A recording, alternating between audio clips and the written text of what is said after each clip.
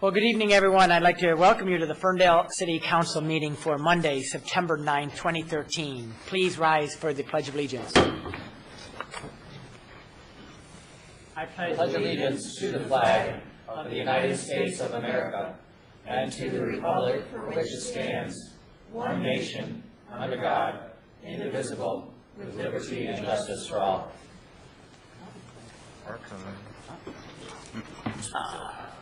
Madam Clerk, could you call the roll, please? Council members Galloway. Here. Lennon. Here. Martin. Here. Piana. Here. Mayor Coulter. Here. Thank you. Yes, we have a quorum this evening. Next item of business would be the approval of the agenda. Are there any changes, additions to the agenda this evening? Move that we accept the agenda as presented. Support. Any discussion? Madam Clerk? Council members Galloway. Yes. Lennon. Yes. Martin. Yes. Piana. Yes. Mayor Coulter.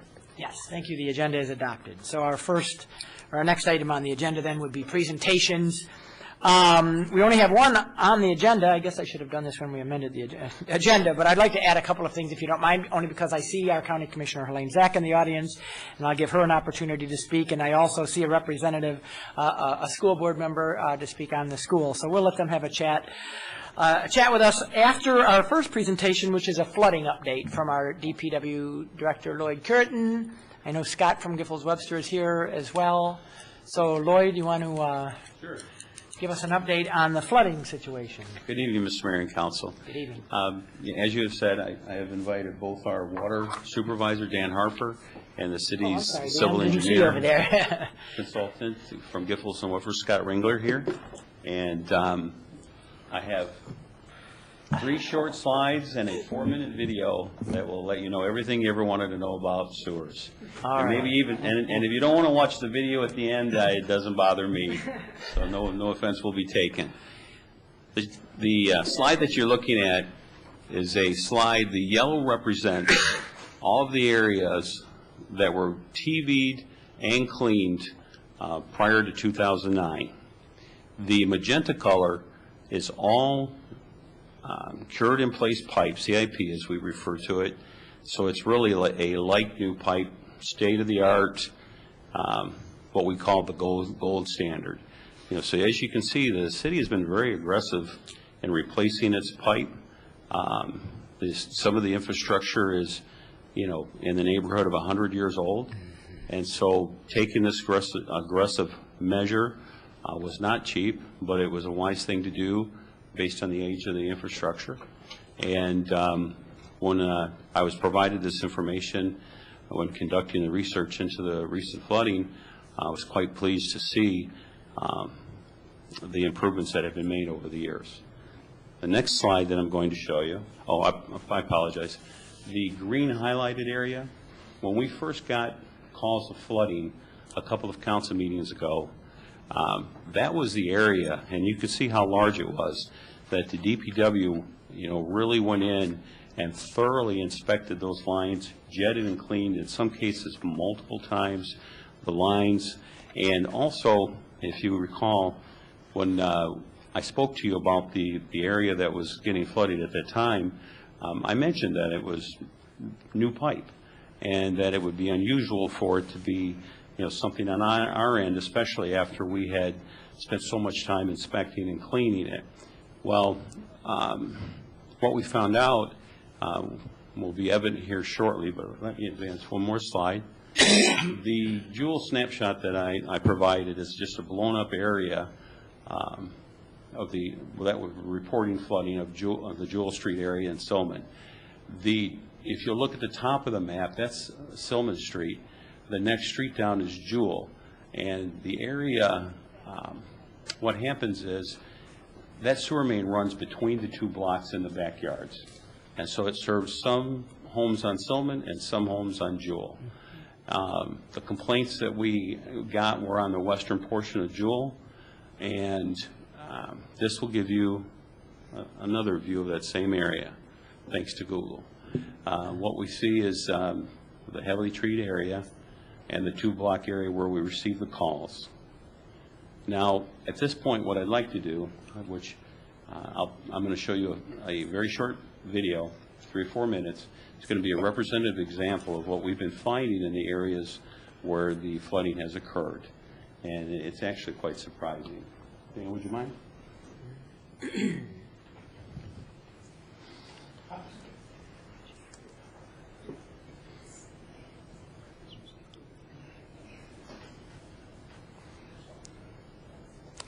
This is the inside of the sewer pipe. As you can see, smooth, seamless, no roots, no problems whatsoever. Really, for a 100-year-old pipe, good shape. But as you go further along, what we have found in more than half of all of the lines that we have televised thus far, as we have found that there's a number of problems on the private property portion of the sewer mains.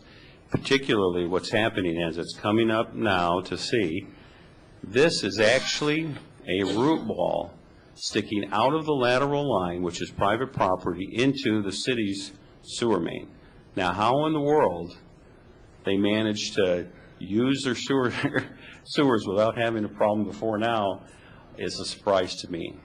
And when you consider the age of the pipe and how quickly those tree roots grew, there's a number of explanations why they may not have noticed it, but the single biggest thing is that you wouldn't notice this until you had a major rain event.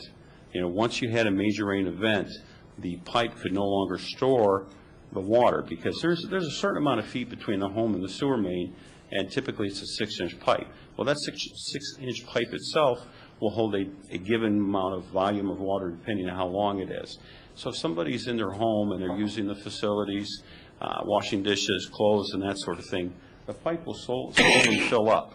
And then they go to bed at night, and overnight, between the trees, the tree roots drinking some of the water leaking out in the seams of the pipe, some of it seeping through the tree roots and making its way into the line, that's what's going to give them the perception that they don't have a problem. But obviously when it rains, all that water can't get out. And not only does it impact, primarily, it impacts the line that's servicing the lateral private portion line, but when you have numerous root balls on the CIP pipe sticking or partially protruding, this is one of the worst examples, but sticking into the main, it certainly would affect the flow of the pipe as well. And so, we're taking a very aggressive step. Since we received those original calls from Jewel, now that we took the extraordinary step to go in and videotape, we know where these obstructions are. The type of equipment is state-of-the-art, so it sends out a signal, so we are certain which homes it lines up with. We're cleaning these out, and we are notifying homeowners, when they have problems. We've even gone so far, we're noticing problems like collapsed lines in the private property portion, undersized lines, separated lines. I mean, we're seeing a lot of, but when the infrastructure's 75 to 100 years old, it's really not that unusual.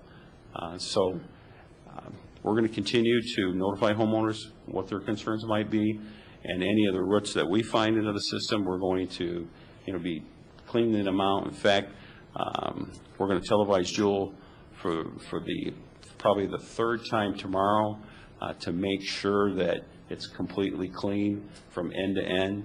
And the reason why, we jetted this multiple times.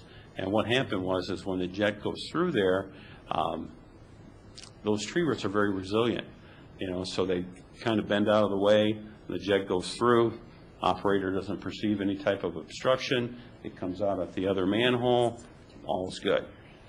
No debris coming out, no grease or anything like that. And then, so we still have some calls, and so it's like, well, let's run some cutters in there. Not likely there's going to be anything penetrating the main, but let's do it anyway. So we did, and then the same sort of thing. The cutter would go by it, and it would bend more or less out of the way, and the cutter would get by and show up at the manhole. Everybody thinks that, couldn't be a problem. The camera, TVing of the line, the videotaping of the line is is key. And what we're finding now, since the Labor Day weekend, there was as you are aware, I'm sure, a very large rain event, and we had a number of other homes in the city also call. Total between, both of those storms, maybe 30 to 35, but by far more than half of those are private property issues where we're finding gutters coming off of some commercial buildings and overloading their own storm system.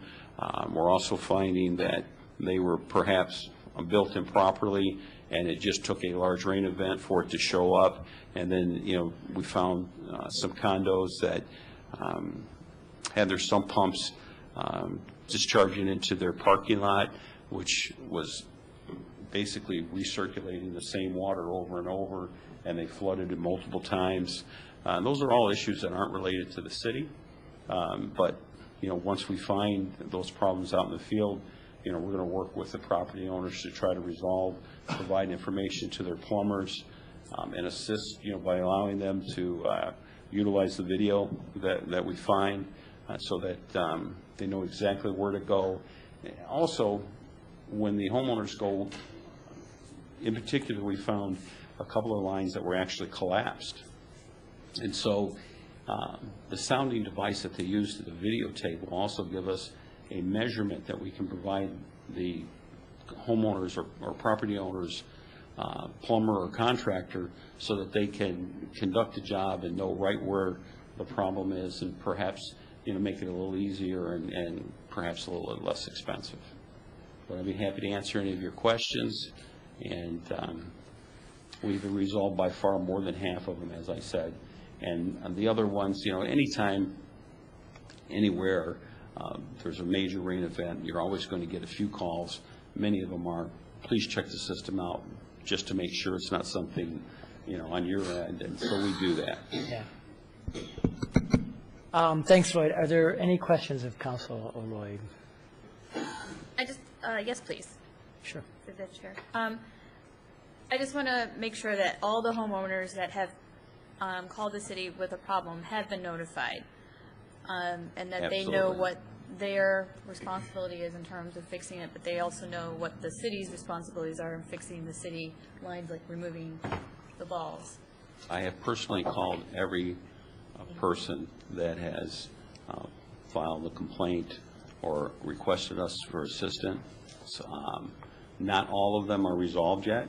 In fact, a good portion of them were resolved today.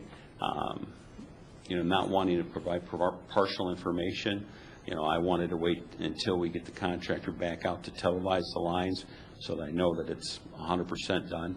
And so I certainly, the ones that I haven't resolved yet, I will be calling. There are going to be a handful that we have not found anything went wrong whatsoever, either on their line or ours. And so I don't have an explanation for those. But the vast majority are private property concerns that we're more than happy to assist with.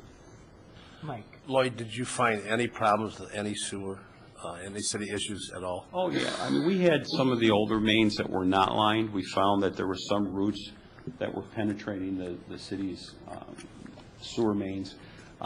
In that area? In the Jewel area? Yeah.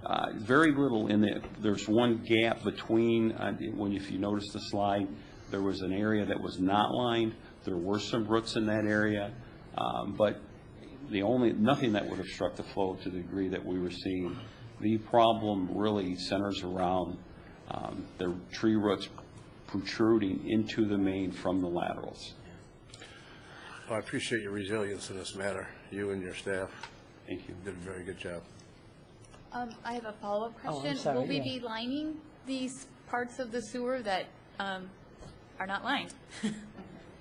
That you found during We're this actually discovery looking for process? some grant money, and Scott and I, the city's engineer, Scott Ringler, are talking about applying for some SAW grants that will help us identify these areas, grade them, and determine what priority for the remaining sewer lines that, we would want to go in and replace.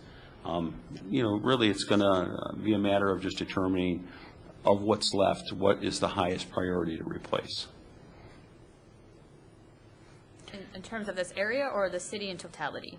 The entire sewer system, what we'll do is anything that isn't lined as of right now, that hasn't been lined in the since 2009, we'll go back in and take a look at those and then grade those as far as the severity or need, and then begin with the worst.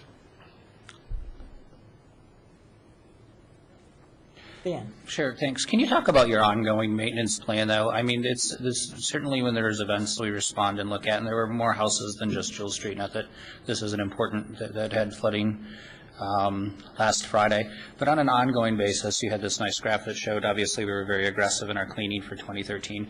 But on an ongoing basis, how do you determine how frequently what needs to be done off of what kind of conduit or cistern or sewer pipe or anything else, and how long does that plan go out for, and are you current with that, and have we fallen behind at any point? We could do better. I mean, there's always, depending upon what type of resources you want to put into it, but ideally what I would like to see happen, and I'm going to implement, is we're going to look at the system. The fact that everything was looked at in 2008, 2009 really puts us on a pretty good schedule. Many times you have a 3 to 5 year rotation cycle, similar to what we do with our sidewalks. We divide the city into so many districts, and then each year you do one district and keep doing it on a rotation basis, so you're always doing a section annually. Those are some of the things that we're going to do, and rather than try to do the entire city every so many years, we're going to start taking it smaller pieces at a time and get into that rotation cycle, so that I think we'll just have a better handle on what's going on in the system, and maybe we're very good about responding to every time we get a phone call, during any rain event. And as I said many times, the calls that we get aren't related to the city's issues, but you don't know that unless you go out and check. And so we respond to every issue. No, my question was more, I need to answer it. It was not so much our responses, but what are we proactively doing on an ongoing basis? Like, it would be nice to have a report out that says, here's the plan for cleaning, or, either by section or by, again, type of activity you have to do. And this is recommended by, X association that monitors these things, are what we need to do to maintain a healthy system, and that we are on track, or we're slightly behind, or we're at risk in these areas, so we can get a little ahead of it. Does that make sense? Yeah, no, I think... And present it in a layman's term that we'll understand in the community. Absolutely. There's a couple of different ways to do it, the way that I just described, but in addition to that, you keep track of your problem areas, because every system is unique, and what will happen is that based on the pitch of the pipes and the use in the area, there may be a restaurant or some other manufacturer that's putting something into the system that's required not every 5 years or 3 years. It might require something every year. So we could do a better job of tracking, where those areas are at, so that we can at least follow up on a regular routine basis to hit those spots that might be causing a problem, for the residents in the area or other businesses. So your intent is then to put a plan like that together, or a combination? What I'd like to do is see us keep track of all of the calls that we get on a high and regular basis, and notate those into our program, and then also have that district rotation that I talked about. Okay. And then we'll move it in that direction. We have a good start.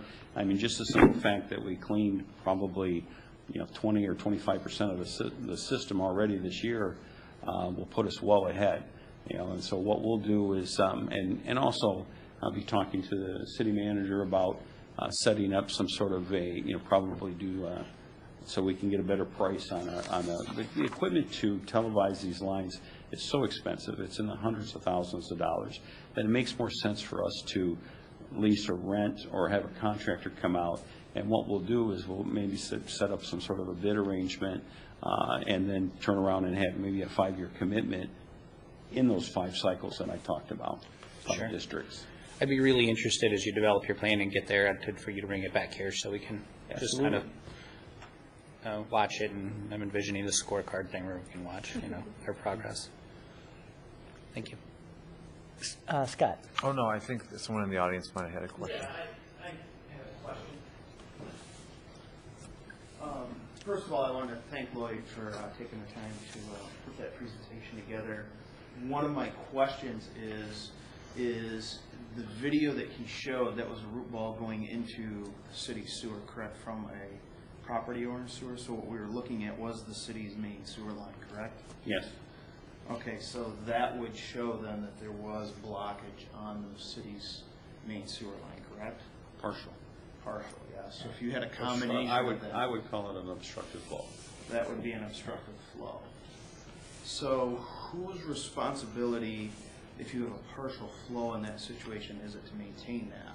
It's a combination between the private property owner. By ordinance, every property owner is responsible for the maintenance of their line all the way to the sewer main, Right. including the connection. But what we just saw there was in fact the city's sewer line, and we did see a connection, an obstruction, as you termed it. Partial obstruction. Partial obstruction. What you're looking at, though, is that every case, has to be judged on a case-by-case basis.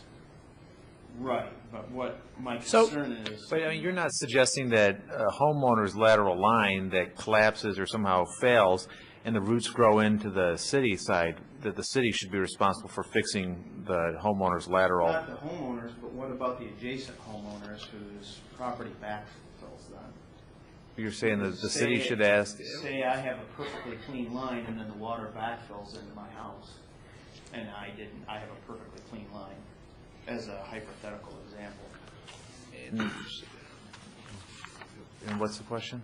Well, the question is whose responsibility is it for the cost of the cleanup, the damage on the property, and everything?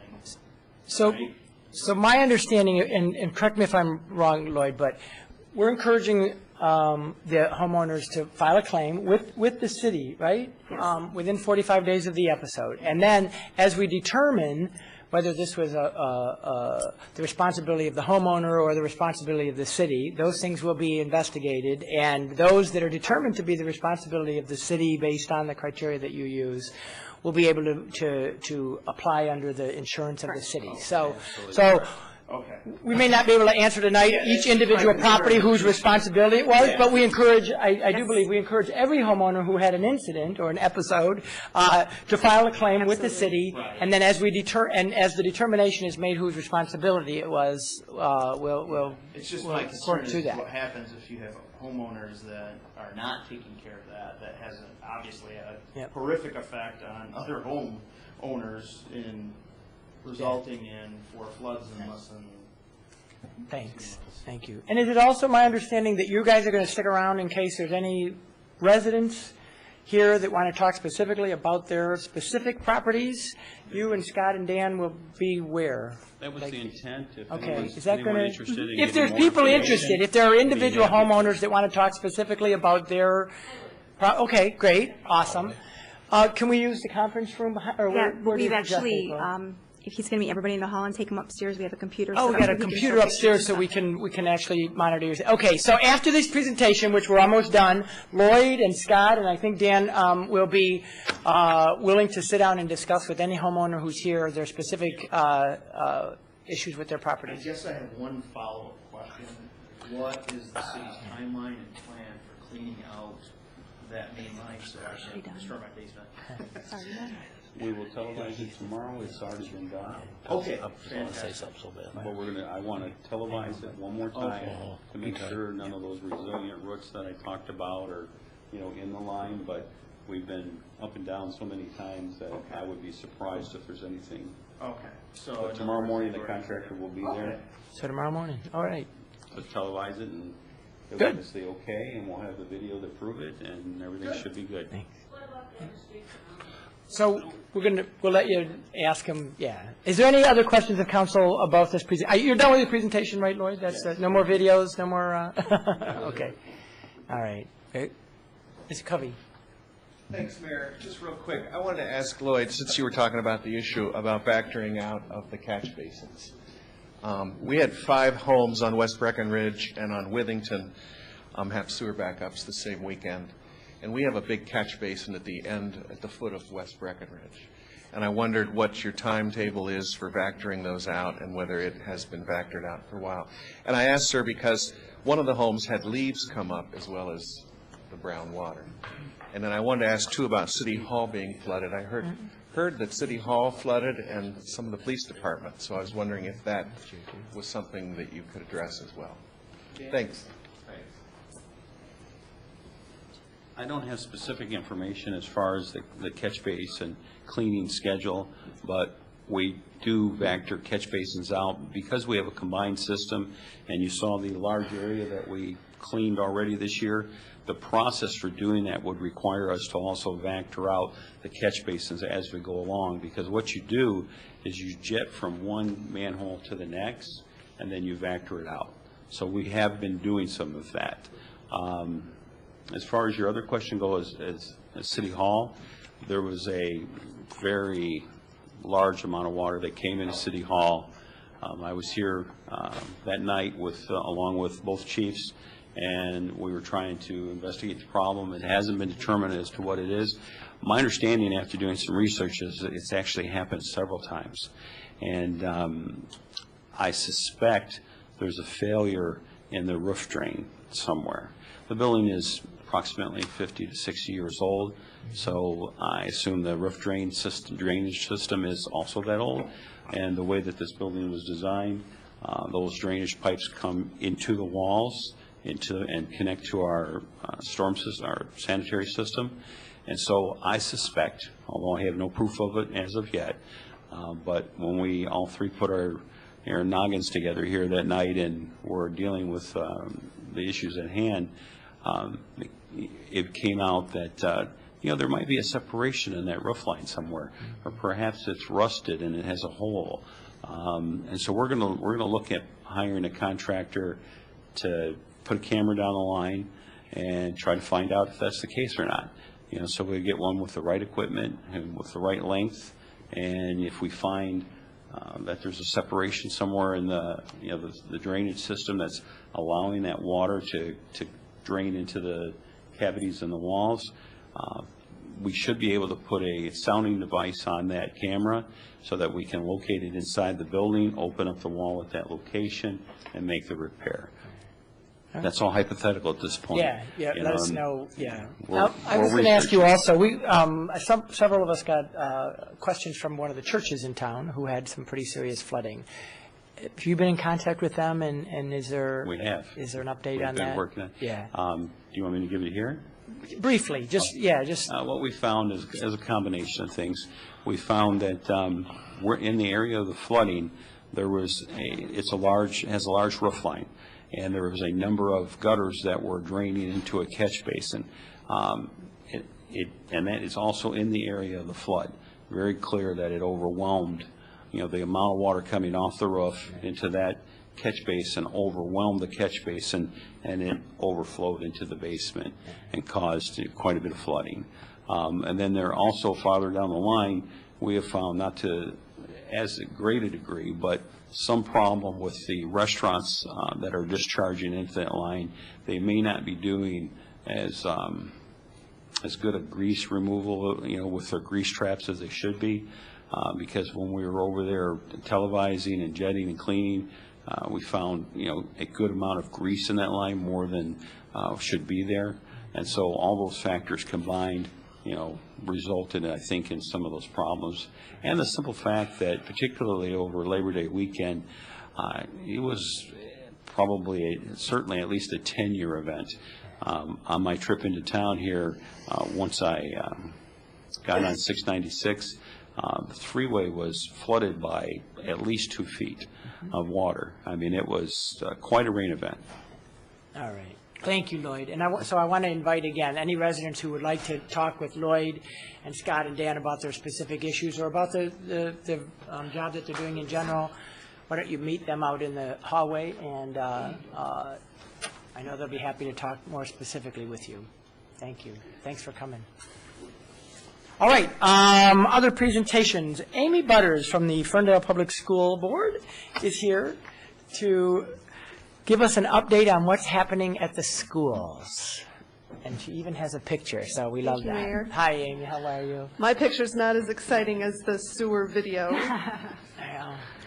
My name's Amy Butters. I'm here from the school board, and of course, this is a super exciting time right now. We're back to school here in Ferndale, and of course, over the summer, we had a lot of construction in many of our school buildings, and so I brought this one picture to show you.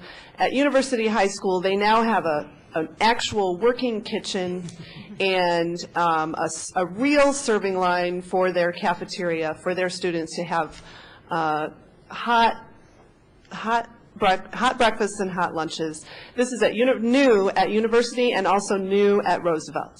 And so that's just one of the things that the people have been working on with the bond projects over the summer. A couple of the other things that have been going on, Ferndale Middle School now has, its asbestos has been removed and the air conditioning has been put in. They have new ceilings, new light fixtures, new carpeting in the classrooms. And with a 95-degree day that's forecast for tomorrow, I know that the kids and the teachers are going to be really appreciating that. So that was another thing that we got done over the summer and in time for the kids coming back to school. Also, the pools at the Ferndale High School have been renovated. They have a whole new mechanical system and new lighting in the pools, new bleacher seating, and it looks great over there. And I know that the swimmers are, I'm sure, appreciating all the work that went over there. And then also the auditorium is still being worked on, and it has been scheduled to be done sometime in October, and so it was not scheduled to be done right away for the opening of school. But I was just over there just this evening, and they have renovated the entrance to the auditorium. And for those of you who are familiar, we got rid of those accordion doors, and we've made it into a real entrance. And there's a lot of other things that they've been working on within the auditorium itself. And so those kinds of things are happening, and it's really an exciting time for the kids to be coming back into the buildings for back to school. I would like to, related to that, I want to announce that there is a meeting this Thursday. It's the Citizen Bond Oversight Committee. They are meeting this Thursday, September 12th at 6 o'clock over at Harding. Anyone is welcome to come to those meetings to hear about these bond projects. Just as a reminder, this was a bond that was approved by voters in February of 2012. And so it is certainly something that the whole community is, we want to extend our appreciation to the whole community for that. A second thing I wanted to talk about is this weekend is the DIY, and I'm sure I won't be the only one talking about the DIY tonight, but I do want to highlight the DIY event that is this weekend, and specifically the school-related events that are happening as part of this 3-day festival that's happening. The organizers of that festival have been extremely generous in reaching out to the school to include them in this event. The first thing that's on my list is the marching band is going to be performing Friday night on the main stage. They're going to be marching and ending at the main stage and performing, I believe it's, I don't want to give the wrong time. I won't say the time. It's either 6 or 7 o'clock when they're going to be performing. They're also going to be selling chili, and they're going to be having a dunk tank and lots of other things going on. Saturday and Sunday, there's also going to be a kids zone that is sponsored by the Ferndale schools. And I know at least one of you up on the stage is going to be in the dunk tank, I'm pretty sure. Sunday, 5 o'clock. Sunday. Yep. So anyone who wants to come and participate in that, there's going to be popcorn and cotton candy also sold on behalf of the different PTAs of our school. Saturday morning, there's a 5K run, which is part of DIY, and the proceeds from that are going to art programs in the Ferndale schools, so there's something there for the runners. And also, the Ferndale Education Foundation is a school organization that I'm also involved with, and they will be running the parking lot. And so there's a parking lot that's close to the DIY that's being run by Fern Care. FEF is running a couple of the other parking lots along 9 Mile, and so I encourage for those of you who come to the event and need a place to park to please support FEF through that. Third thing, I have 4 things. Third thing, strategic planning. We are continuing our strategic planning process. The school board has formed a committee. It's a committee of the whole, so all 7 of us are on a committee that also is made up of citizens from throughout the community, from the schools and the community at large. They are meeting, their next meeting is this Saturday at 8 o'clock. And that meeting is definitely open to the public, and we encourage anyone who wants to hear more about the strategic planning process to please come. This is kind of the tail end of the process. It started back in January. We're on the home stretch now, and so it's really exciting to maybe see some of these things actually coming together. And lastly, I just want to make sure that the city is aware and that people in the community are aware that Ferndale Schools does have a Google Calendar, and it is on our website, ferndaleschools.org. And so I know there's a lot of people in the audience that are involved with planning different events, and we would love to be able to coordinate and make sure that we don't have events planned all on the same day. And so we have all of that information about all the different things happening in the school community on this Google Calendar, and I really encourage you to check that out. And on that Google Calendar, of course, is our next school board meeting, which is next Monday, September 16th at 7 o'clock. And we'd love for anybody to come see what we're doing in the schools. Some great stuff going on. Anyone have any questions of Amy while she's here? Appreciate you coming and sharing all that. Thank you very, very much. Commissioner Helene Zach, want to give us the latest on Oakland County happenings. Good evening, everybody. A couple of things that happened. Recently, we approved the new Community Development Block Grant, and surprisingly, there was over $400,000 more money that came into the county.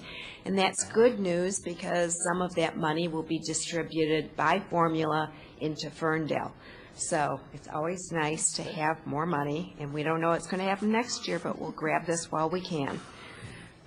We completed budget hearings, and part of the budget hearings I'm very excited about. We were talking about this initiative about a year ago, but we finally have a buy local initiative that the Economic and Development Department is going to kick off throughout the county, and we have allocated $200,000 to initiate this. And certainly in Ferndale, anything that we can do to encourage buy local will be welcome.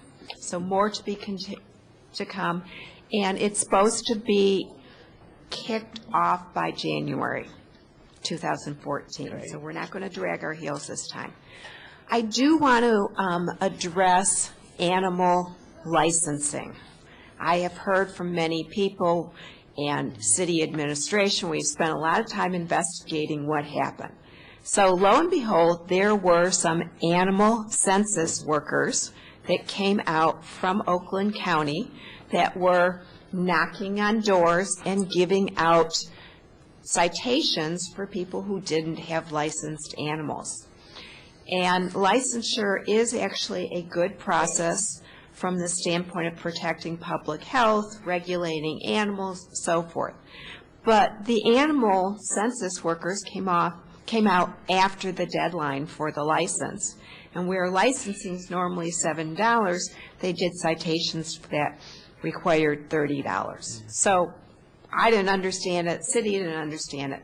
So city looked into, I was told by the county that all the communities were notified that they were coming, and this is a regular happening, but Ferndale is newer to Oakland County Animal Care Center control, and so we're not used to this. Communities that have had this for years, they know that the census workers are coming. We didn't know that. So we were told that we were notified, and I know our city administration found one little article in the Oakland Press. No one reads the Oakland Press on this side of town. And forgive me. I mean, it's not a scam. It's not a paper that's... It's not universally read around here. That's correct. So I went back to the animal care, and they told me today that they notified the police department, public safety, and this is the way that they do that. And I talked to the chief. If they did call dispatch, who knows what happened, Call but the 911. information didn't carry out to our residents. So we need to make sure that we will notify people in advance and remind them that dog licenses should be purchased before June 1st.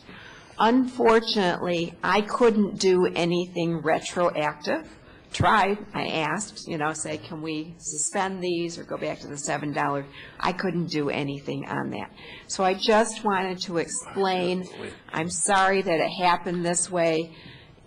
We're going to know better and communicate more. Yes. Let me get this straight. They came out after the deadline, where it would normally be $7. Correct. So let's say it's due June 1st, and they come out June 3rd, and they write $30 tickets. Something's wrong there at the county level.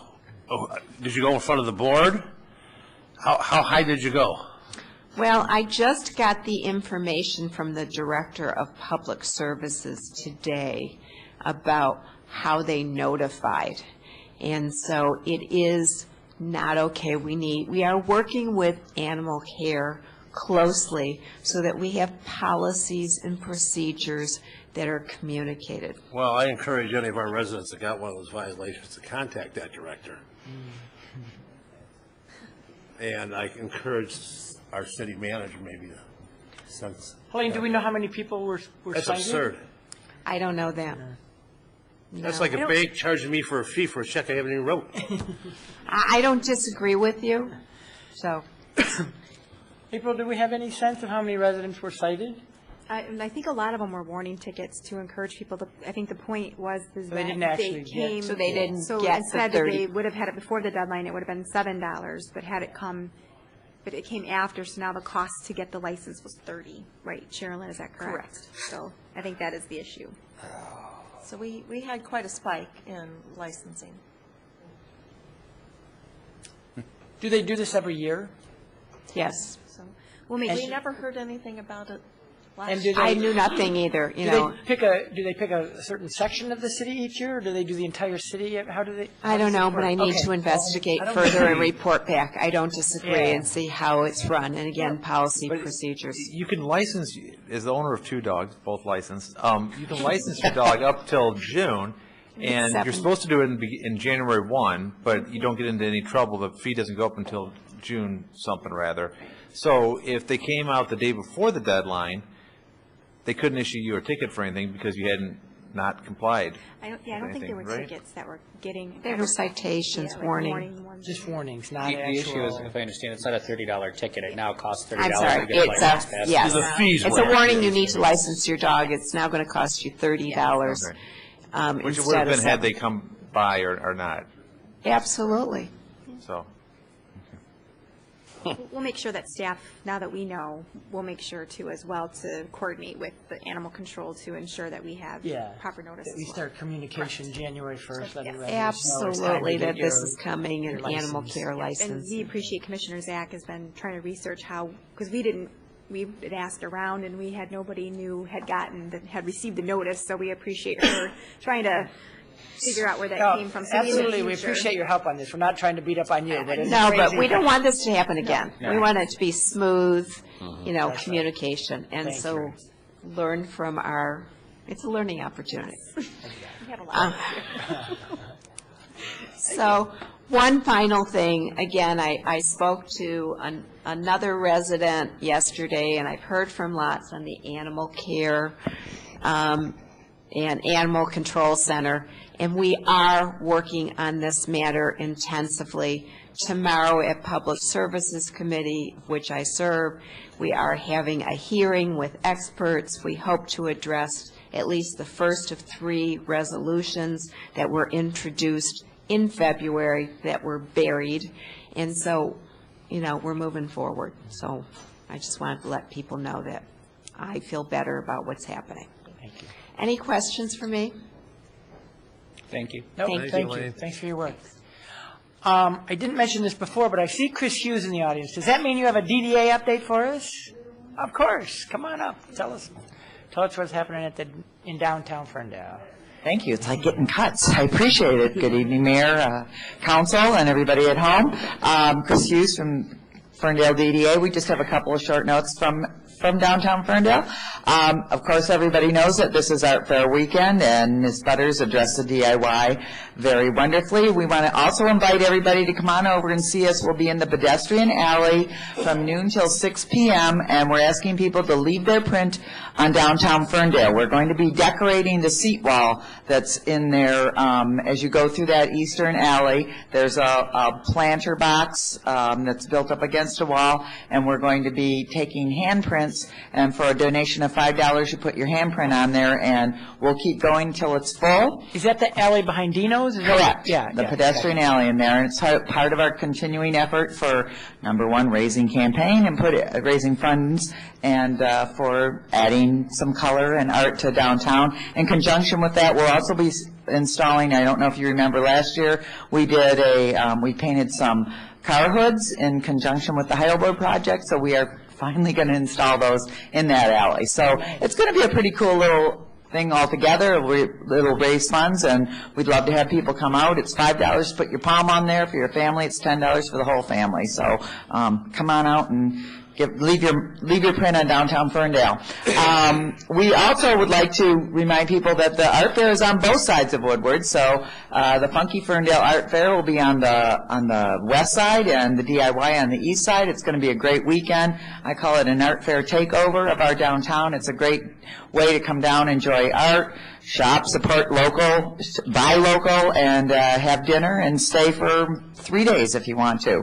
After the fair, next week on Thursday, September 19th, we have Get Real Outdoor Movies on Vester Street again. We roll at 8 p.m. with Indiana Jones and the Raiders of the Lost Ark. So come on for a real adventure, supported by Valentine Distilling Company, Dino's Lounge, M1 Studios, and Ferndale Collision. We also want to remind everybody to mark their calendar for October we're not going to remind them, we're telling them for the first time. October 26th, we're going to have a hoedown celebration of the completion of How the West Was Won, our West 9 project, the biggest project we've had in many years around here, and we are going to really have a good shindig. So come on out and join us, and we'll have the details as we move along. I also wanted to announce that downtown Ferndale and the Ferndale DDA is very proud to say that we have been selected to be the site of the welcome party for the National Main Street Convention that is going to be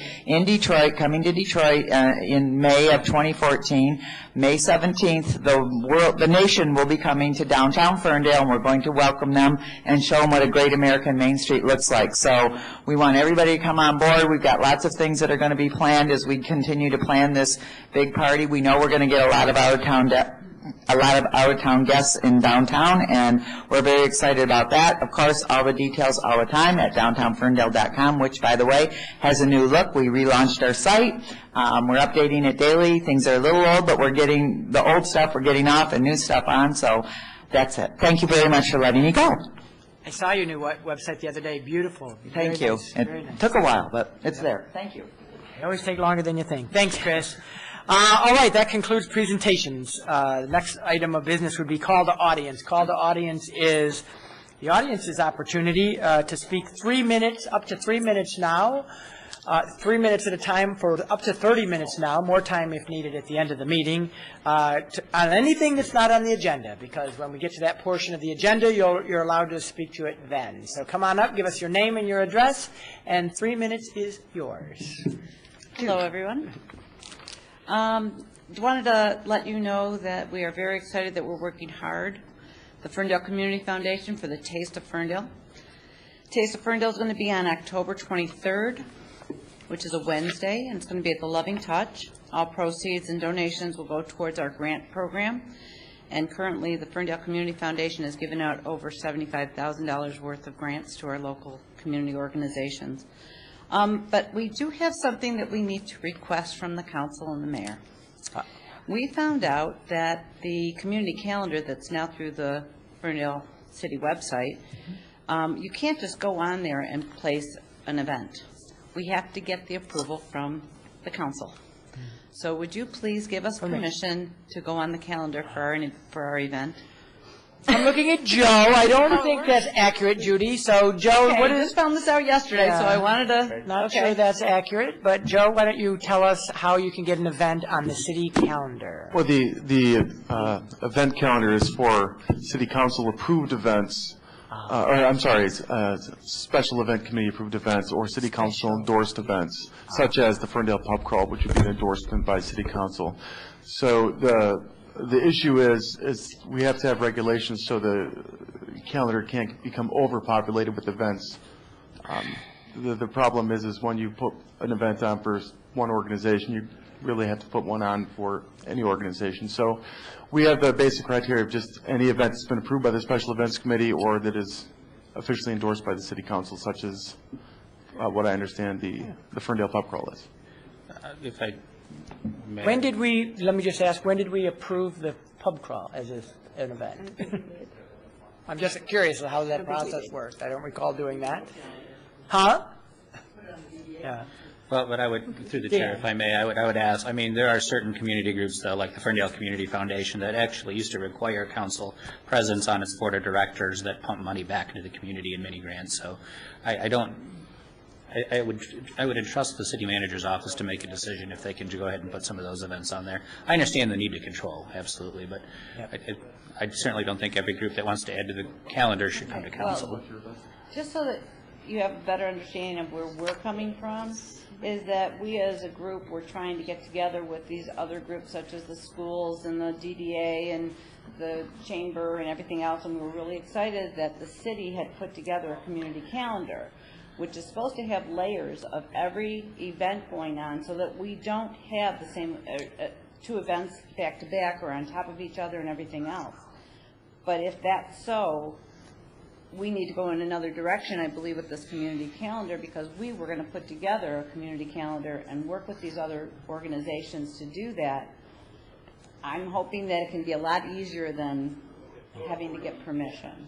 Thank you. And I think we're going to instruct the city manager to come up to work on a policy that is flexible enough to incorporate the standard, I don't even know how you would say it, but But just to clarify, yes, we can do that, but thank you. Our community calendar wasn't designed to do what you just said, so we might have misunderstood on that particular issue. So the calendar for this that's on the city site does not have layers for other organizations? Not this time, it does not. Okay, well, we were told incorrectly then, because we really were working towards that with the committee work and everything else. No, but we can definitely, I will restructure what we put on there, but ours isn't, it doesn't like automatically feed into everybody's calendar. Okay, then I would like to request also that the community at large somehow get together with the Ferndale Community Foundation. The DDA was willing to cooperate, the schools were willing to cooperate, the chamber was willing to cooperate to get a calendar together so that we have a better calendar for all of us. And if the city is just going to do their city stuff, then that's fine. But at this point, I'm hoping that somebody will contact me and I can be reached probably best at 248-677-5373. Leave a message, I'll get back with you, but okay, I'm glad I found that out tonight. Kind of weird. Okay. Well, Sharon's talked to you, and that's why she asked me to come. Okay. Because I'm the chairperson. Okay. So you gave her, right, okay. Anyone else who would like to address council this evening?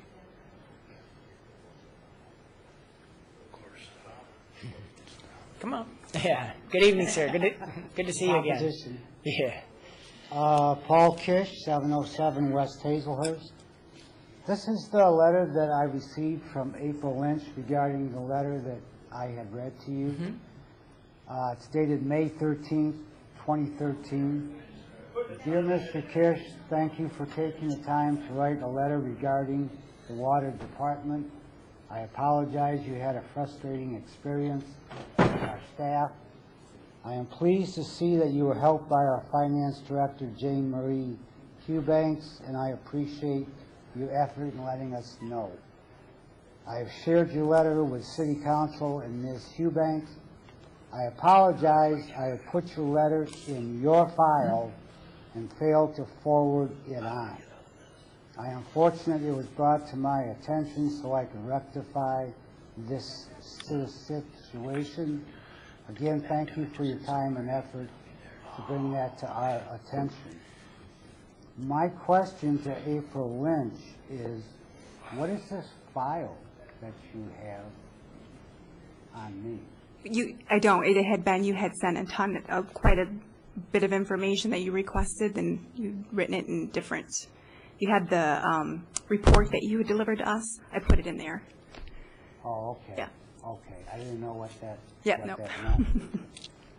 All right, that's it for this situation here. Thank you. Thank you. Thank you. Good to see you. Thank you.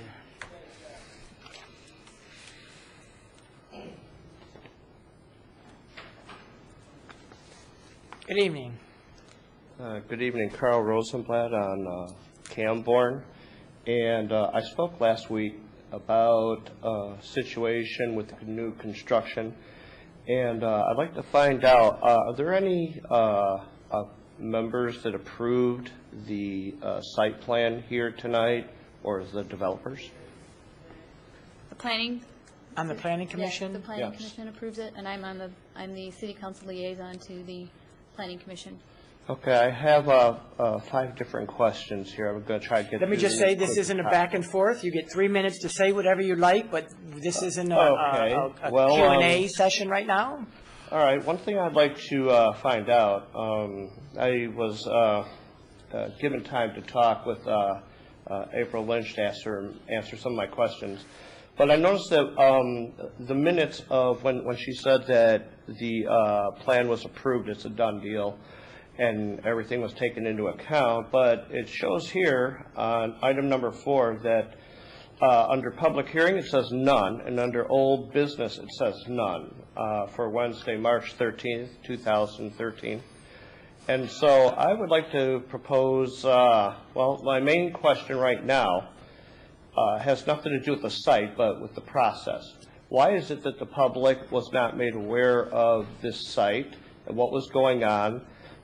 There was another plan that happened a few years ago where everybody within maybe 1,000 feet or so was given a site plan, and they were given a heads up on what was going to happen so that they could ask questions. Nothing like that happened here. I was told that everything was actually approved, but there is nothing that says in the minutes about the approval process.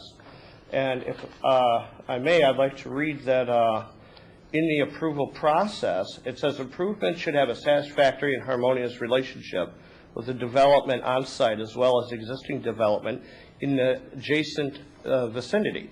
That's number 5 under findings. It says the proposed development will not have an unreasonably detrimental or injurious effect on the natural characteristics and features of the site or of those surrounding areas. And under number 7, under conditions, the plan should be revised to include screening from any headlight spray into adjacent residential lots prior to final site plan approved by the staff.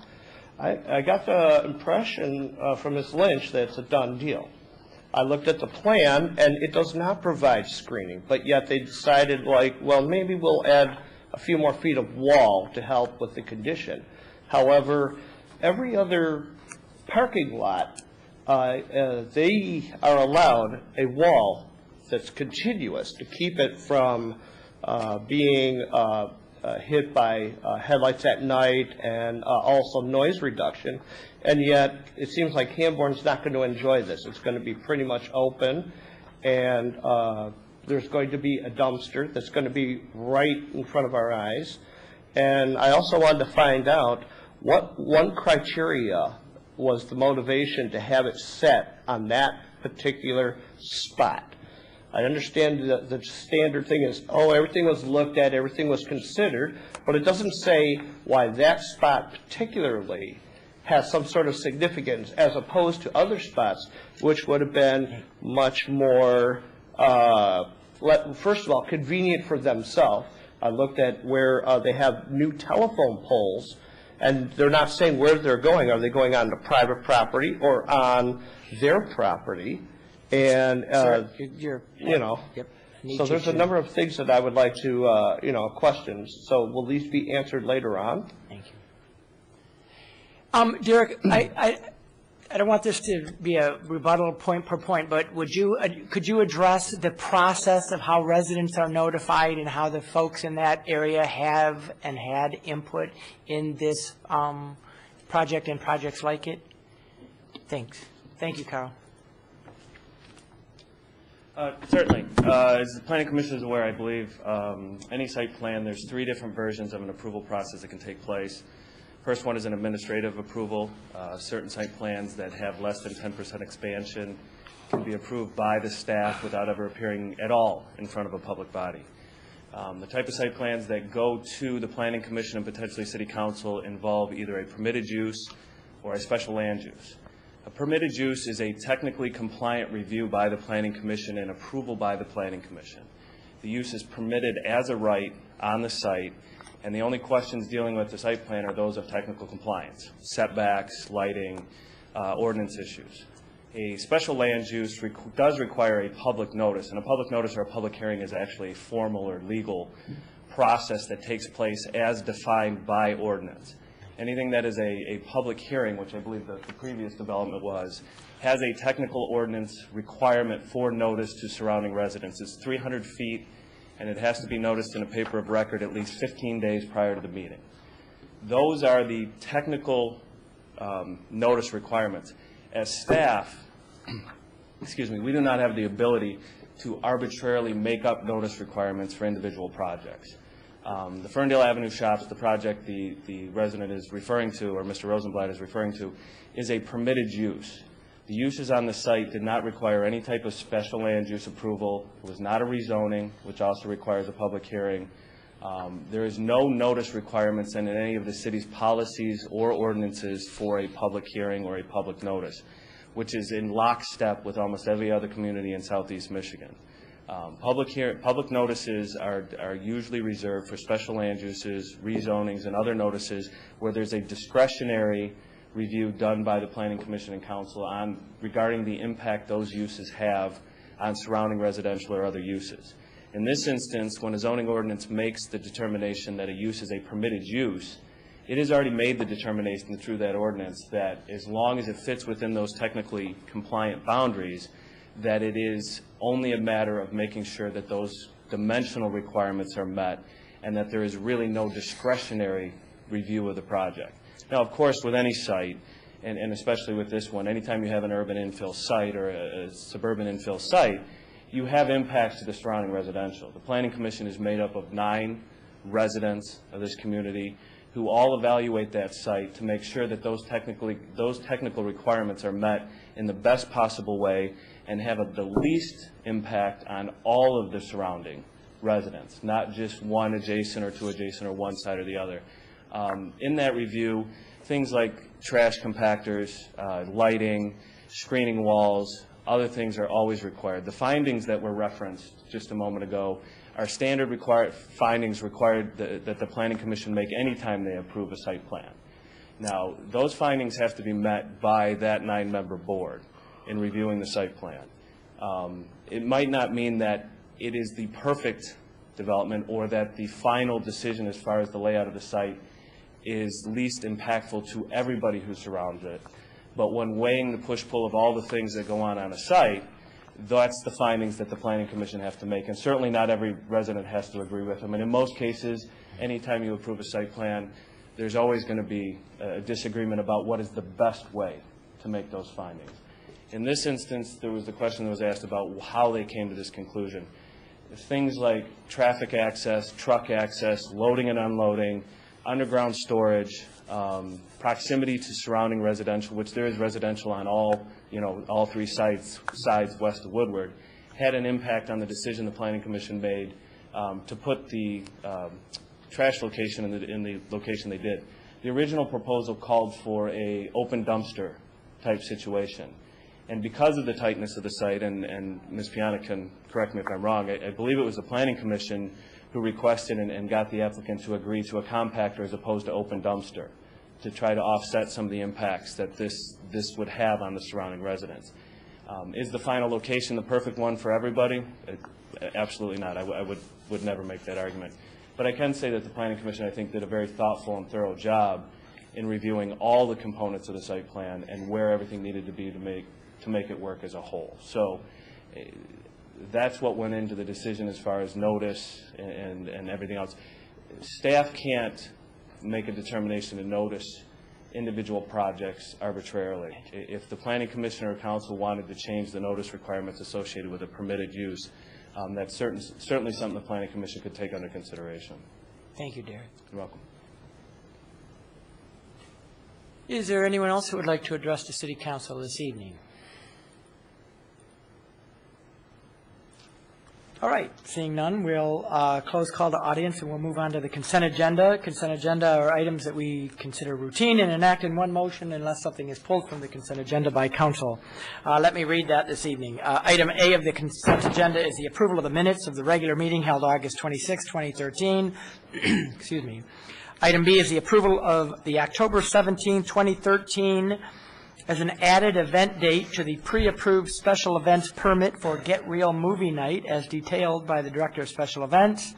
C is the approval of an agreement to resolve a grievance with AFSCME 3120 and for the City Manager to execute such agreement. D, approval of the bills and payrolls as submitted by the City Manager's office, subject to the review of the Council Finance Committee. What is Council's pleasure on the consent agenda this evening? I would move that we adopt the consent agenda in its entirety. Support. Moved by Galloway and supported by Martin. Are there any discussion? Is there any discussion? One correction, it was Lennon who supported. Oh, I'm sorry. I said Martin, didn't I? Yes. Supported by Lennon. Thank you. Is there any discussion on the consent agenda? That, Madam Clerk, would you call the roll, please? Certainly, Your Honor. Council members Lennon? Yes. Martin? Yes. Hannah is absent. Galloway? Yes. Mayor Coulter? Yes, thank you. The consent agenda is adopted. Moving on to the regular agenda, item A is the consideration to appoint Robert Prudhomme to the Environmental Sustainability Commission for a term ending December 31st, 2015. And I see Bob in the audience, so why don't you come on up and just introduce yourself for the folks here that don't know you. I will say that Council has your application, and it's also available online for the residents. But once again, I think we're fortunate to have somebody with an extensive amount of experience in the subject matter at hand. So, Bob, we appreciate your willingness to do this. You wanted to say just a couple of words about your interest and your experience in this area? Well, I do, and the first thing I need to do is apologize to Councilwoman Piana. She asked me several months ago if I would serve on this board, and I had to be sure that I was able to. I wear a lot of different hats, as you can see from my biography, and my community is very important to me. So my apologies for taking so long. I think we can make this work. So that's why I'm here. The other thing I want to point out is on my biography there was a mistake made, and in interest of just keeping everything above board, it says that I was on the Design Review Committee from 2003 until the present. That's not true. I was on the DDA Design Committee until 2007 when I left for California for a year. Same time I left the BZA. So noted. And just recently, I'm fortunate enough to not be the chairman of the Lead for Neighborhood Development Committee. I'm the secretary. I stepped down. We got somebody to step in for that. That was one of the things I needed to make sure was done before I committed to this, because that has been eating up a lot of time. So as the secretary, all I have to do is show up, take the minutes, slap everybody around a little bit, and move on. But it's a privilege and an honor to be asked to serve in my community again. And I don't want to take any more of your time than that, but I'm happy to answer any questions if you have any. Does anyone have any questions of Bob or comments? I think his biography speaks for himself, and I'm honored to have his skill set on our FESC. And I think the staff will be very helpful to working with all of us. So. Good to see everybody. Obviously again. very qualified and also my neighbor, so nice. Yeah. Good to see you, Bob. All right. If there's no other questions or comment to council, Madam Clerk, would you call the roll, please? We have a motion. Oh. I move to appoint Robert Prudhomme to the ESC For a term ending December 31st, 2015. That's right. Support. Moved by Lennon, supported by Galloway. Any further questions or discussion on this item? Now, Madam Clerk, thanks. Certainly. Council members Martin? Yes. Piana? Yes. Galloway? Yes. Lennon? Yes. Mayor Coulter? Yes, thank you. That item is adopted. Thanks again, Bob. Item B is the consideration of a recommendation for labor attorney services. Who wants to, you're going to introduce this, April? Thank you. As you know, one of the goals for City Council was to review our labor services contract for 2012-2013. And so earlier in the summer, we went out for bid and was able to secure 11 bids for the RFP for labor attorney services. With that, we worked through a committee here just a reminder that City Council technically appoints the labor attorney, just as you would Mr. Christ. So on the committee was Councilmember Galloway, Councilmember Lennon, myself, and our HR Director, Jenny Longthorne, to take those bids and to vet them and bring back a recommendation, which is what we've done today. So I'm going to give a little bit of an overview of how we got to where we are today, and then I know that both, like I said, Councilmember Lennon and Galloway can offer any input they'd like as well on the process. So with that, as we did send out the RFP, our current labor attorney, Howard Schiffman, chose not to put in a bid for services for this round. That was no longer a viable option for us. Just so you know, too, as it relates to utilization of labor attorney services, one of the things that we were looking at is that we needed something a little different in the fact that we did hire Jenny in January of 2012. And in calendar year 2011, our labor attorney bills are around $133,000 a year. Because we were utilizing the labor attorney very much as a quasi-HR director just because we didn't have that staff. So as you know, Jamie Hubanks was our finance director at the time. She wore that hat as well as many other hats. So they were utilized in a much different capacity. In calendar year 2012, we've already reduced our labor attorney bills down to $75,000, and this year we're trending to hit $50,000. And we think in the next couple of years we're definitely going to be even less than that as we are able to work through our policies, procedures, and things of that nature. So we're hoping that we won't need to utilize labor attorney services as much, but human behavior is amazing, so you always need a labor attorney. As we did as stated, we went out and received 11 bids that we brought back. And when you're doing professional services, one of the things that you look at is obviously price is a factor, but when you hire somebody such as a labor attorney, you're essentially hiring an extension of staff. They're not, you don't hire them full time or anything of that nature with benefits or things like that. But what you're looking for is you need to identify what skill sets they have. Do they fit? Do they have the qualifications that you're looking for? And then do they fit in the organization and our needs here as City Council and as staff? So those were some of the key things that we looked at. Out of the 11 firms, 2 were in a price range that was out of our range. It was in the $400 an hour range. It wasn't going to fit in our budget. And then the typical range was anywhere from between $195 and $165 an hour. And then we had 2 firms underneath that were at $125 an hour.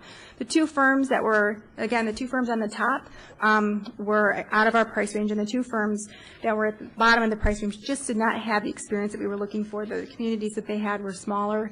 They just didn't have the expertise or the clientele that we felt matched the city of Ferndale.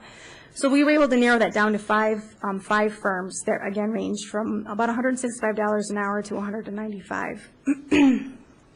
With that, by the time we brought them in for an interview, we felt that all 5 were on a level playing field. And at that time, we felt that we brought in people who matched the expertise that we were looking for, and then we were looking at fit, personality, and things of that nature of how they would fit as they communicate with City Council, as well as staff, and as well with our union members, as was another factor. So we interviewed each set for about 45 minutes, and then it was with unanimous from the committee that we selected Hall Render as the best fit for our organization. And I do have him here to introduce him, but I wanted to make sure that I covered all the talking points and that if Mr. Lennon and Mr. Galloway had anything to add to that, or if there was any questions by City Council before we bring Bruce up and introduce him. Well, I might add that it was a very difficult choice. No disrespect to Hall Render, but it was a difficult choice. The price is, we could have gone a little lower. However, as Councilman Galloway knows and Councilman, or Mayor Coulter knows, that for a long time, labor costs have been a thorn in my side, and I've been talking about it for about 5 years. Now with our current staff, we're using the labor attorney less and less and less because everything's being handled in-house. So I think we're going to see a reduction, like April mentioned, in our labor costs overall. Bruce and Company, a hall render, was familiar with our operation. I think it's a great fit. I like the personality. I'm very pleased. Good. Scott, do you want to Well, we spent the introduction of that? Yeah. Yeah, Councilman Lennon, myself, Jenny, and April spent about 45 minutes with each applicant, each of the 5 law firms that applied. And, you know, I think we felt as though they were all competent, technically competent, and able to do the work that we would ask them. However, I think in some ways, labor attorney, more so than any other attorneys that we deals with very sensitive issues that you know, affect people that we work with and see every day.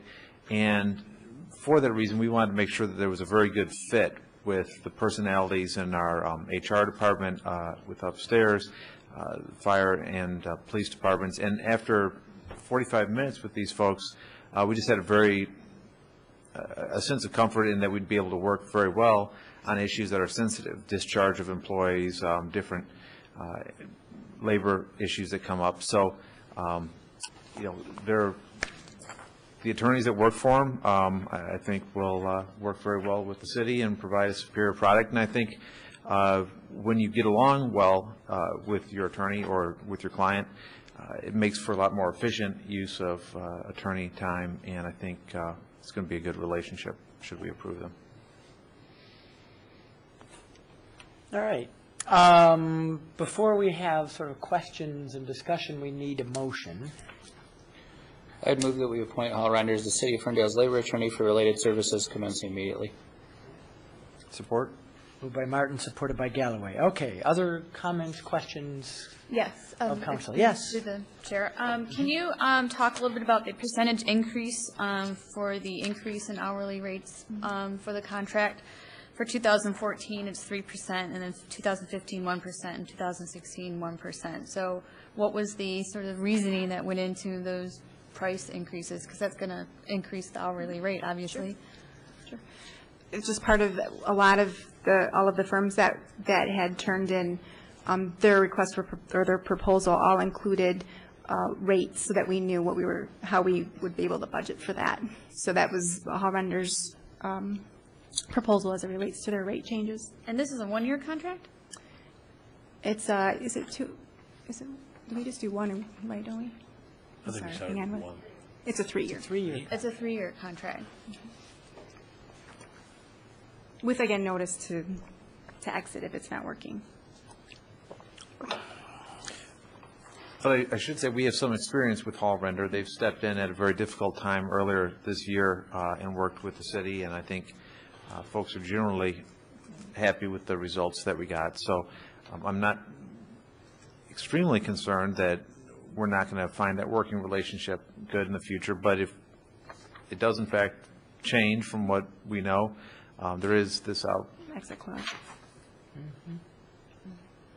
Well, I just wanted to make the comment that I'm really glad that we are matching our interests with the city of improving our labor relations with our unions through interest-based bargaining, and that we found a law firm that is willing and able to support our philosophy and help us get better at it, because that's what we need to do over the coming years. Well, I would thank Councilman Galloway and Lennon for your work on this. It's a time-consuming chore. Scott, you being our attorney, your perspective is helpful, and I purposely recused myself because one of the applicants was a friend of mine that you didn't choose, but that's so. But I trust both of your opinion, and Mike, as you've said, you've dogged the labor bills around here for a long time, so I know that you'll continue to do that. But I appreciate your work on that, and I trust your judgment. And I know one of the principals is here with us. If you want to just come up and say hi or introduce yourself, that would be. I assume that's you because I see your picture in here, and it looks like you. Yeah, you had a mustache, yeah. Bruce, right? Yes, Bruce Baghdadi. And thank you so much for considering our firm, and I really am honored that there was a sense that there was a good working relationship, because we certainly sensed that as well in the course of the interview and in the opportunities that we have had to provide some work for the city. So I'm very happy that relationship has started off well, and I have every expectation it will continue that way. And to the point raised, if at any time that changes, your mind changes, and you are not happy with us, no one's going to say, but there was a 3-year contract. I mean, no one. If no one is satisfied with our services, I fully understand. So no concern whatsoever in that regard, certainly from my end, and from our end, there shouldn't be a chair. Let me ask you a question. Can we expect to see generally the same attorney, or will there be a group of attorneys that we will be seeing? What can we expect? We have, the core team, there's 5 of us. And frankly, my experience has been such that you're going to develop a comfort level for certain ones of us issues. I think as it starts out, I would definitely be the main contact person. But if there's a particular issue, I might ask Jen Gonzalez to take over and handle that particular issue, and there will be a comfort level with her in handling those types of issues, or John Raven, or Larry Jensen, or Brad Taramina. But for everybody's comfort level, I think it's best to start out with an initial contact, and so that everybody knows where to go. But it seems like over time, and I certainly have no concerns over the qualifications of my team, that they can receive calls directly when there's a comfort level for that to happen. Thank you. Any other questions of Mr. Baghdadi? No, that was my question around account management, who we would see, so it's nice to meet you. Nice to meet you. Hopefully you won't have to see him very much. I hope you don't see him. Yeah. Oh, take a look. That's what he looks like. No offense, I hope it's the last Any other comments or questions of council on this? Thank you. Thank you. Thanks for being here, too. Madam Clerk, would you call the roll, please? Council members Piana? Yes. Galloway? Yes. Lennon? Yes. Martin? Yes. Mayor Coulter? Yes, thank you. That item is adopted. Moving on to the next agenda item, which is call to council. I see our police chief, Chief Collins. Anything for the good of the community today? All right, thank you. Derek, anything else from community development? All right. Christina, I know Chris Hughes was already here earlier, but anything else from the DDA this evening that she didn't cover? Okay. The one thing that she did miss, unfortunately, was just the announcement of Restaurant Week in downtown Ferndale.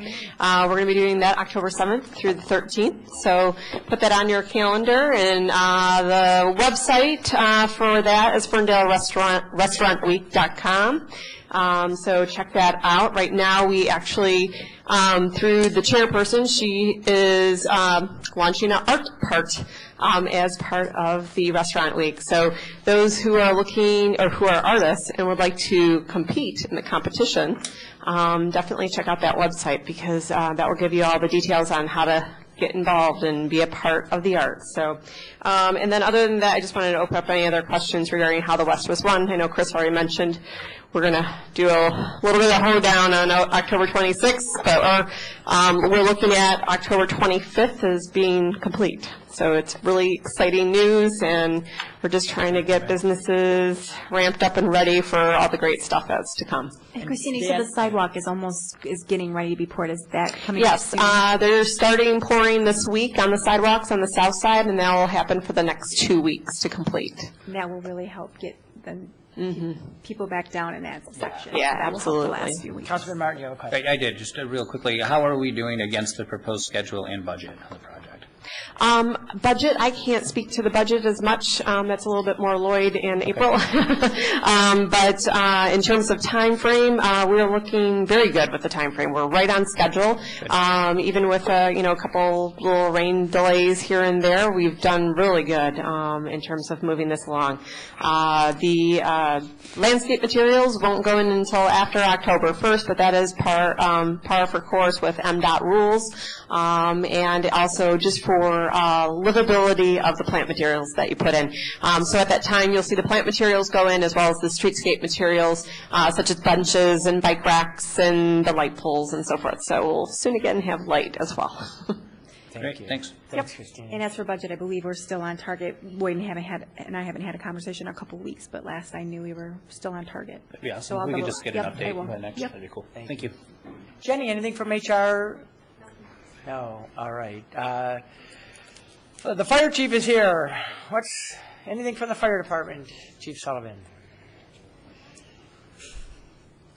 Yes, Your Honor, Council. We had a fire at the same weekend all the flooding occurred, but it brings up an important issue. A gentleman took his Coleman camping stove with a 1-pound propane tank on it, fired it up so he could grill on Saturday, and he stored it back in his basement. Apparently the propane tank wasn't shut completely off. It caught the house on fire, overpressurized the tank. The gentleman was out till about 1:30 in the morning. When he came home and opened his door, his cats met him, which they never do, and they took off outside. Smart cats. He shut the door and chased the cats. When he came back, there was a series of fire trucks, ambulance, and police cars in his street, and his house was ablaze. All 3 floors caught fire. His propane tank blebied, which is a boiling, liquid, evaporating vapor explosion, and blew the back door clear off the house, which in turn, had he been there any longer, he probably would have been seriously injured or killed. So his cats may very well gave them one of their lives to him. So he safely left there, but the issue is safety issues of storing flammable liquids and pressurized liquids, propane, et cetera, gases in your home. It's better stored in a shed or in the garage.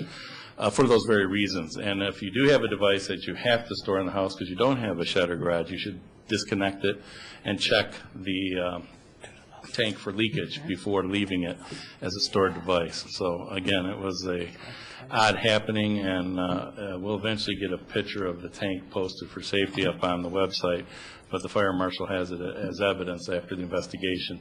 So it was quite a scary thing. Had he been a little bit different in timing, he probably would have been seriously burned, and if not, seriously injured or killed. So are those tanks, if they're disconnected and capped, They should dangerous be as well? fine, yeah. They're fine if they're disconnected and capped? More than likely, the stove had a leak, and the valve didn't quite shut it completely off, so it's best to detach it from the device. Great We also reminder, found a thanks. gas can in his basement, which is a really bad idea, but it didn't have anything in it. But storing any kind of fuel in your basement near hot water tanks and that is almost surety that you're going to have some sort of fire or explosion. Thank you. Great reminder, Chief. Thank you. Joe Gaucho, anything from your neck of the woods this evening? All right. Sherilyn, anything from the clerk's office? A couple of things. I bet. I just want to publicly congratulate our Deputy City Clerk, Marnie McGrath. She just received her Certified Municipal Clerk Yay. certification from the International Institute of Municipal Clerks. It's quite an achievement, and it really means that she has put in a lot of time and effort and education and experience to attain that. And then And I know she also thanks you for supporting her in that. And so thank you for being the kind of boss that encourages your employee to develop themselves. I'm learning from the best on that one. A couple of bits of election news. We have sent out AV applications, absentee voter ballot applications, to everyone on our permanent AV list. We are starting to get those back. One of this year's new laws is that one of the newest changes is that if you apply for an absent voter ballot in person, you must show photo ID, just like you do in the precincts. If you are not in possession of photo ID, you have the same ability as those voters in the precincts to sign an affidavit of identity. So if you come to the counter in City Hall, that's going to be a new thing this year that will ask you to show your photo ID. Which brings me to the newest iteration on the "Are you a U.S. citizen?" question issue. For this election, that statement that I am a qualified voter that part is incorporated into the affidavit that every voter signs when applying for a ballot that says, I am a qualified elector, meaning I am 18 years of age, U.S. citizen, et cetera, et cetera. It's So it not is not a separate separate. question that you have to check a box for. So that's. On the ballot, you mean? On the application on the for a application, ballot. okay. So that would be your AV application, if you're voting AV, or that little square white piece of paper that you sign when you first walk into a precinct. So anyway, with all that said, we anticipate sending the first batch of AV ballots out to everyone who gets their application in the week of September 23rd. Thank you. City Manager April. Sure. Just a couple things. We're excited we've had Plant Moran in for 2 weeks now, and today Karen Meyer started as our official finance director through Plant Moran. She's actually going to come to the September 23rd meeting, so she can be introduced and you can meet her at that time. So we're very excited to have her on board. We have our first building meeting tomorrow with police and court with the whole team to start mobilization of the police and court building renovation, so we're excited to get that moving as well. And then lastly, I just want to publicly thank DPW and their crews over the last couple of almost 4 to 6 weeks now. A lot of overtime that has been done to really try to figure out what was going on with a lot of the flooding. So we appreciate the patience of our residents as well, but I also want to send out an appreciation to all the DPW workers who have worked long days and weekends to try to get this cleaned up and figured out. So good job by all of them as well. Thank you. Dan, anything from the legal? Very briefly, recently an adjacent community had its loitering and begging ordinance determined to be in violation of the First Amendment. I am reviewing that opinion and we'll be having recommendations for changes. Is that Royal Oak? No. Yes, it was. Yes, it was. For the ordinance committee, hopefully for consideration by council, either at the next meeting or the first meeting in October. Thank you. All right. Councilman Martin. Just two things, both charity related. One, Judy Palmer was here earlier talking about the Ferndale Community Foundation. And I just want to put a plug in that there's a number of great fundraising events that they're involved in. The Taste of Ferndale is coming up, obviously. But this is an organization that gives back to the community in any number of ways through social services, education, public art, recreation, kids programs. Just the reach is very far and wide in our city in the programs that this organization support. So if you are looking for an opportunity to volunteer and to give back to your community, there's plenty of great ways to do it in Ferndale. I'd highly encourage you to get involved with the foundation as a volunteer. You can go to the website, www.ferndaleCommunityFoundation.org, and send an email expressing your interest, and someone will be in touch with you. But if you're not sure how to get involved, it's a great way to do it. It's not only events, but even things like Clean the F Up we're involved in, and all the other great activities. So I just want to put a plug for that organization and get involved. And secondly, another thing, because it's good to raise money, this is for the PTSA on Sunday from 5 to 6, it was mentioned. Yes, I will be in the dunk tank. So anybody who would like to line up, and I know you're out there, get your money. Yeah, I'm sure. So bring your money and participate in the fun. So I hope everybody has a great weekend with the art fair and DIY. That's it. Great. Councilman Lennon. First of all, I'd like to thank Joe for his patience today. He helped me set up my iPad because I tried writing on the screen. It's nothing showing up. I don't know what's going on. Through the chair to the chief. I know last summer you worked with Detroit regarding the situation at 8 and Woodward, ground level. Although it looks like it's our side, it's actually Detroit's side. You know what I'm talking about? Is there any way we could probably try to get something going? I've been in contact with the Detroit Police Department as of last Friday to see if they can do something. I know they relocated them before. We have dealt with that gentleman, and he refuses our help. Right. But we have enlisted the Detroit Police Department, so I don't know how far that will go, but we have requested that they look into it. Thank you, Chief. And everybody enjoy downtown Ferndale this weekend. Absolutely. Mayor Pro Tem Piana. Yeah, I have a couple of things. Just want to put out a reminder about the event this Thursday at Dino's Lounge from 8:30 to 11. It is specifically designed for Ferndale business and property owners to come out and learn about the Complete Streets Master Plan design options for Ferndale, as well as the Woodward Alternative Analysis. The project is going to complete at the end of the year, and we are very nearing the end of the public outreach process. And I felt that the 4 required federal public meetings for this project wasn't sufficient enough to get feedback and input from our business owners. And so I'm working with the Chamber, the DDA, and the Michigan Suburbs Alliance and the project consultants to put on this extra session so that business owners can see what the future of Woodward can look like in building a better corridor.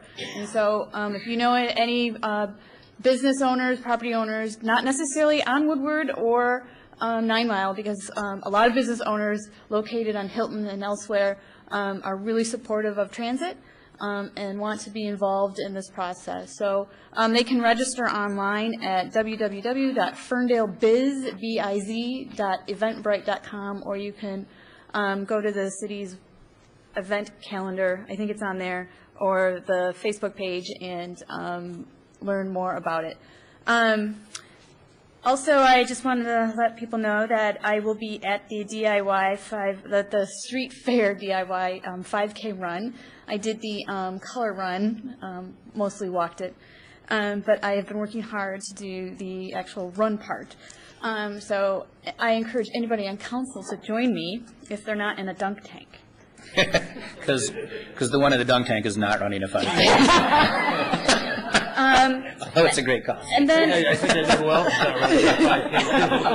well, I will be the councilwoman that represented the runner, walkers, wannabes. And also, I wanted to just sort of convey to city staff and the city manager that I think it's important that we sort of continue adopting the redevelopment ready sort of philosophy with new development when it comes into our town. This is building off of what the homeowner has said tonight in terms of being notified. And I think it is very possible and capable that the city can create a standard. All new development can have a different type of outreach for residents and businesses around that property. And I think this follows the redevelopment ready sort of philosophy and redevelopment ready sites, which the city has been involved in. And I've sent some communications to the city manager and the development director about how we can continue to do that. This kind of goes on the lines of creating more transparency and being a little bit more proactive, like how Councilman Martin and I went door to door to hand out invitations for the residential permit parking program. So going above and beyond when we need to.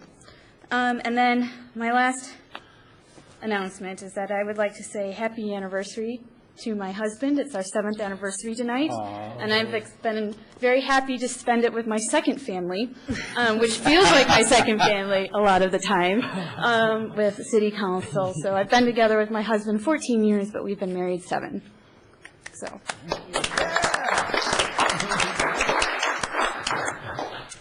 Congratulations. Councilman Galloway. Nothing this evening, Your Honor. All right. Just a couple of things from me. This Wednesday evening, the South Oakland County Mayors Association is gathering here in Ferndale at the local. And not only do the area's mayors and city managers gather, but when you're the host community like we are, council is certainly invited and encouraged to come as well. So I hope my colleagues on council can make it to the local this Wednesday evening. Speaking of transit, the Mayor's Business Council is going to be meeting again on September 26th, and transit is also on our topic of agenda to talk about, so excited about that. And finally, I just want to reiterate a little bit of what Christina said. I'm really excited. Less than 60 days away and West 9 Mile will be complete. I know that it has been a disruption for folks, especially for the business owners there, and sometimes hard to get to your favorite businesses over there. We're less than 60 days away, but until then, please, I encourage you to continue to support those businesses over there and show them some Ferndale love while we're in the last stages of what's going to be a real transformation for the west end of our downtown. And I think it's going to really change the dynamics of our downtown there. So excited about that, and please continue to support those local businesses. And with that, the meeting is adjourned.